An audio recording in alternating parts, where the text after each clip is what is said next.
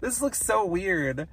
Anyways, hello everyone, welcome to my channel. This just feels awkward. I need to add something to this card just to make it less strange. Imagine if someone came walking through here. Anyways, hello everyone, welcome to my channel. So I think I'm going to change the direction of this channel a bit. Before I was just talking about like video game stuff, but now I think I'm going to transition to talk about manga and light novels, just because that's what I've been the most interested in lately.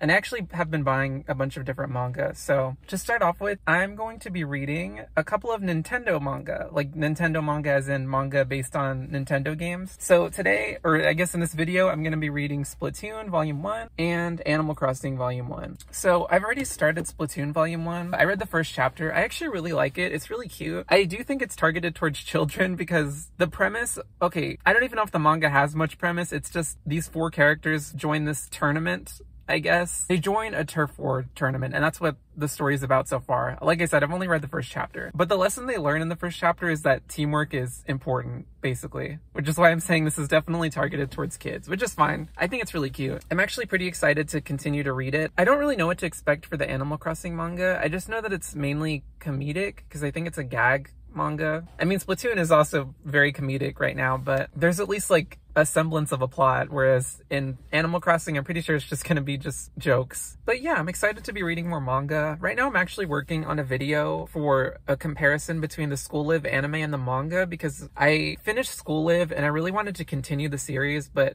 I also bought the first 4 volumes just because I wanted to see how different they were. And they're actually very different, but I'll get into that in the video, which I assume I'll probably upload after this. I don't know how long it's going to take me to get through this manga. Anyways, I guess I'll see you when I actually start the manga.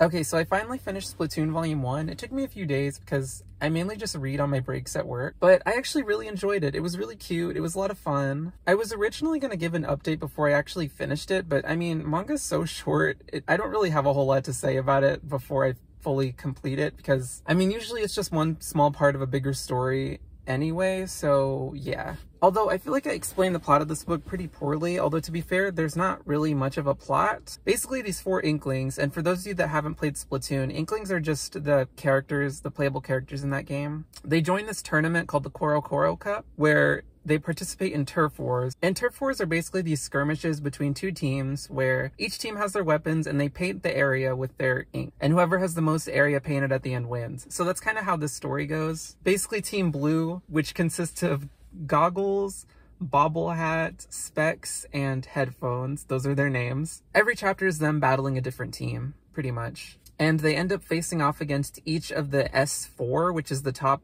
4 players of the Splatoon world, or at least in this manga. And that's pretty much the plot of Splatoon so far, so there's not really a whole lot to say. It kind of plays out like a kid's anime, or like an anime for toys or whatever, like Beyblade or Yu-Gi-Oh or something, where episodes are sort of episodic, kinda, but there's continuity to them. I really liked this manga. I actually think it's really cute, and then the artwork is super cute, and it's really funny. It's almost 100% comedy. There's not really anything other than that. The manga definitely skews younger because there's a lot of just like very silly jokes. And there's also a lot of jokes about like the main character not wearing clothes. It's kind of a weird random gag, but that's sort of his thing. Now, this is only volume 1, so I don't know if this is going to get expanded on because apparently Splatoon has 22 volumes. I have no idea how they stretched this whole story out to 22 volumes, but if it's just mostly comedic, then I guess, as long as they can keep telling jokes. But anyways, the manga has 4 main characters, sort of. I hesitate to call 2 of them main characters, but that's the main team that we follow, Team Blue. They don't really receive a lot of characterization, which, like I said, that might change in the future. Goggles is the protagonist, and he's sort of the cheery, plucky, I almost said leader. I guess he's not really the leader, but I feel like he kind of is the leader because he sort of leads the charge. But anyways, Goggles is the cheery one that never lets anything get him down no matter what circumstances the team faces. Then we have Specs, who's sort of the straight man character to Goggles' antics, because Goggles is just like really goofy. He's the one that tells most of the jokes. Well, most of the jokes are about him and his weird antics, and Specs kind of just reacts to all of them. He's more pessimistic than Goggles, although it might be more accurate to say realistic because a lot of the time they're up against some of the best players and they're very low ranked in the game, so it's not like his pessimism comes from out of nowhere or anything. And then for our other 2 team members, we have Bobble Hat and Headphones. Sorry, I forgot her name. By the way, what are these names? They don't even have real names. They have like nicknames. But anyways, these characters don't really receive much characterization. They kind of just are one note. Bobble, Okay, I kind of get these two mixed up as well, I'm sorry. And of course it's the girls of the team, but anyways, we have Bobblehat. She's basically kind of like Goggles. She just smiles through everything, no matter what. Like, even when she's getting attacked, she's just smiling. And she's basically always having a good time. That's her personality. Headphones is a lot more like Specs in that she pretty much just reacts to everything around her and just plays the straight man. I think she's also the highest ranked on the team. I'm not 100% sure about that. Okay, I actually have the manga with me, so I just checked. Yeah, she's the highest ranked on the team. But anyway, she and Bobblehat don't really receive a lot of characterization that makes them unique, I guess. They kind of just seem like girl versions of Goggles and Specs. But on the last couple of pages, it seems like they might be setting something up for some spotlight on Bobblehat, since one of the characters remarks that he doesn't like that she's so happy all the time, or that she was smiling throughout the whole match, because there's a team at the end that's observing Team Blue's match, and they don't like how they're having a good time or are happy at all. And specifically, they mentioned Bobblehat. But like I said, this is only volume 1, and this is mostly comedy, so I don't really expect much from any of these characters, but I think it's mostly just for fun. Other characters do get a personality. Each team they face against, the leader kind of is the one that has the personality and is pretty much the only one that talks, whereas the rest of their team is basically just a background character. But yeah, that's kind of it for Splatoon. I really liked it. Some of my favorite panels, I guess I might as well show them off. The beginning was really funny because at the beginning they face off against this really strong player, and the whole thing about that chapter was that basically his team was just there so that way he could be on a team, but he was the one doing the brunt of everything, and he didn't really care about them whatsoever. He was kind of just doing his own thing. And his point was that it only takes one good player to win a turf war, and I thought that was funny. If you play Splatoon, I feel like some of the jokes will be really funny. I mostly just thought it was funny because in Splatoon, I feel like if you play Splatoon and you're doing turf war or something, there's always that one player that's just like destroying you. Like, you could do great against every other player, but then there's just this one person that you cannot take down, and they're just like annihilating you every time. So I guess I thought it was funny because I feel like there's some truth to that. I mean, that's not really true, but anyways, I just thought that was funny. I just enjoyed this manga. If you played Splatoon, I think you'd like it because there's a lot of jokes about the game mechanics and stuff. But anyways, moving on. So the next thing I'm going to read, which I haven't even started yet, is actually Animal Crossing, the Animal Crossing manga. And I heard this is really short, and it actually does seem really short, so I don't know how that's gonna go. We're gonna see. I think this is also mostly comedy. I don't even expect anything, like, I don't expect to talk about any of the characters at all, really, but we'll see. Hey guys, I'm back with a reading update. I actually finished the Animal Crossing manga, and I have it right here. I hate recording from this angle, by the way. I'm gonna try to figure out some way to either change this or just, I'm gonna probably get a battery charger for my camera so I can actually use that instead of my phone, but for now, this is what we're working with. So anyways, I finished the Animal Crossing manga, like I said, well, volume 1, because I think there's at least 4 volumes, but this manga's pretty much a gag manga. It's like 100% comedy, 0% anything else, but I did think it was pretty funny. I actually liked a lot of the jokes, surprisingly. I thought I wasn't gonna like this, honestly. I thought it was gonna be a little boring, but it was actually pretty entertaining. Kind of like Splatoon, if you've played Animal Crossing New Horizons, specifically New Horizons, because a lot of this is taking from the mechanics of that game, you're probably going to get more out of this than if you just haven't played any Animal Crossing at all, because they make a lot of jokes out of the mechanics of the game. So if you just kind of like read it without knowing anything about Animal Crossing, you might be like, okay. I don't know, I guess you'd get it, but I feel like it's funnier if you know the mechanics.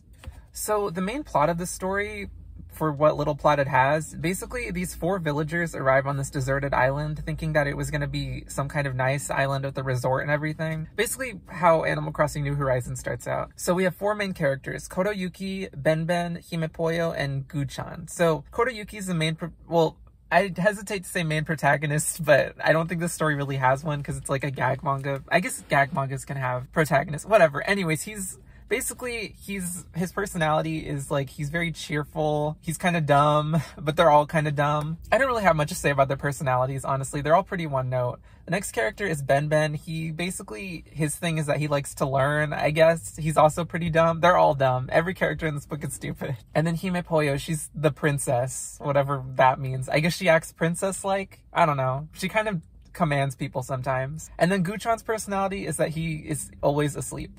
But yeah, pretty much the way it is that everybody has like a weird personality, and then the only straight man in the story is Tom Nook, and a lot of this is just him reacting to all the weirdness of everybody, because like every single character in the story has just some weirdness to them. But basically each chapter of the manga is more or less them doing some kind of activity or meeting somebody. So like there's a chapter where they meet Blathers and then they do this whole thing about the museum. There's another chapter where they meet, crap, what's that guy's name? Gulliver. There's a chapter where they meet Gulliver and then they try to help him, sort of. Although instead of collecting his communicator parts, they just end up trying to look for him because he keeps disappearing. It's pretty funny. I think this manga is actually really funny. I think one downside to this manga, in my opinion, is that, and actually I've seen a couple of other people say the same thing, it's really short, like specifically volume 1. I haven't actually read the other volumes, so I don't know if they're also short, but this is pretty short. I'm gonna see, I think this is like the main, like I don't know if I should call it the main plot, but the main story is what, 70 something pages? Yeah, it's like 78 pages. But at the end, let me see if I can show this. There's like this little guide thingy. I guess this is supposed to be the gameplay tips because on the back of the book it advertises that there's gameplay tips, but it has like all of them. It introduces every single NPC, like important NPC. Well, not all of them. I think there's a couple missing actually, but it introduces a lot of them. And then it has like a 4-panel manga or whatever you want to call it, like comic strip basically. And then it's just like a joke. I don't know. It's cute. It's entertaining. I think it's cool that they actually showed these characters off because otherwise we probably wouldn't see them. Like even if this was, well, actually we probably would if this was a lot longer, but that's not what happened. So anyways, I think that sort of extends the book a little bit because there's actually a lot of characters that they talk about. Plus at the end, there's like this mini story. I don't really know how to describe it. Basically, it's like the author inserting herself into the story or making her own story about herself and another villager. I don't know. It's weird, honestly, because it's pretty short. I'm going to do what I did with Splatoon and probably show off my favorite panels while I'm like talking about this. But I think my favorite chapter is the one where they meet Gulliver, which I think is also the last chapter. But I don't know. It's like the funniest to me. And I think this is my favorite joke so far just because I think it's hilarious. I also like that the story actually has the villagers as a part of the story, I guess. Or like, I guess it would be weird to not have the villagers. But I like that it actually gives them personalities because in Animal Crossing, the villagers they have personalities technically, but they're not very unique to them because there are personality types in the game. So a lot of NPC or a lot of villagers kind of, if they have the same personality type, they kind of just act exactly the same. But in this story, they give the villagers, the few that they have in this manga, they give them kind of unique personalities, I guess. I don't know if people like those personalities or not. I think they're interesting. I mean, it's better than, you know, I don't know what their personality is in the original game is what I'm trying to say. So I don't actually know what they act like in the game, but I like them in here. But yeah, that's pretty much all I have to say about Animal Crossing. I really liked it. I'm definitely going to pick up volume 2. And you know what? I guess I'll just end this video here because, well, let me go over what I did. Okay. By the way, I have this because my wrist has been hurting, so anyways, I read Splatoon and Animal Crossing, both volume 1s. I really like both. I don't know. I think Animal Crossing was funnier than Splatoon, but I kind of like the artwork of Splatoon more. I don't know. I liked Splatoon a lot. It was funny. It was cute. I can't say that I'm necessarily interested in the plot overall. Like, if I never pick up another book, or if I never get the next volume of Splatoon, I don't think I'd really care or miss it at all, but I still think I'm going to just because it's something to talk about. And I'm definitely going to pick up Animal Crossing Volume 2 because I think it is really funny.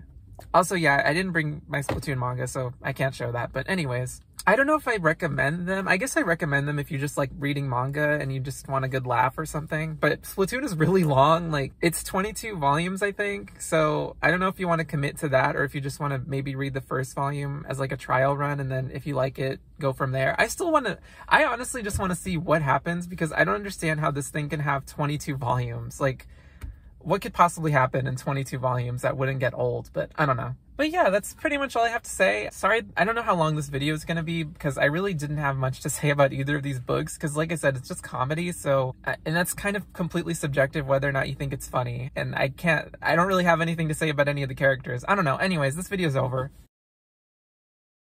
I'm an idiot. I totally did have Splatoon. I could have been holding this the entire time.